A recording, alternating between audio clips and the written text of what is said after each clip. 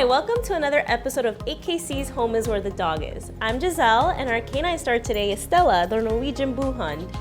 Have you ever come home from a long day at work only to find your couch cushions or favorite shoes completely destroyed? Or what about neighbors' complaints about excessive barking? You're not alone. Many dogs experience problems related to being separated from their owners. While this may worry some dog owners, we have plenty of helpful tips for when you need to leave your dog alone. Start out by leaving your dog home alone for a very short time and see how he reacts.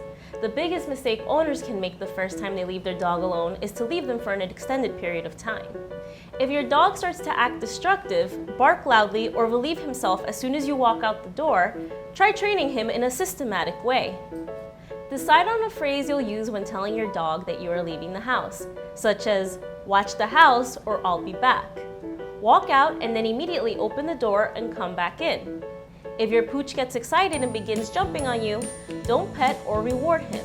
Wait until he's calm and then praise him. Repeat your phrase for leaving the house, and this time when you walk out and close the door, wait a couple of seconds before returning. Add a few seconds each time. Another good idea is to make sure there are safe toys around so your pup does not get bored. Make sure that the toys you provide are not items that can be a hazard and cause choking or a medical problem if accidentally ingested. There are also interactive toys in which you can leave a treat or peanut butter to keep your dog busy while they work on getting the reward from the toy. It's very important to provide your dog with exercise and a chance to relieve himself and clean fresh water before you leave him alone for an extended period of time. Help your dog release pent-up energy by taking him for a short walk or playing with him before you go to work. This will go a long way toward having a relaxed dog alone in the house. So what about if your dog doesn't chew things up when you're gone, but he continues to bark and bark with no end in sight? Here are some suggestions for the dog who barks when you leave. If the dog is responding to things outside, such as people walking down the street, close the blinds or leave the dog in a room where he can't see things that elicit barking. Some people suggest leaving the television or a radio on as white noise to calm the dog. This suggestion sounds great, but it doesn't always work. A distraction that is more likely to work is giving the dog something to do. Most dogs will happily chew on a frozen interactive toy such as a Kong to get a treat. This is an activity that is incompatible with barking. Consider one of the electronic devices that emits a sound, inaudible to humans when the dog barks. This will work for some dogs, but not all.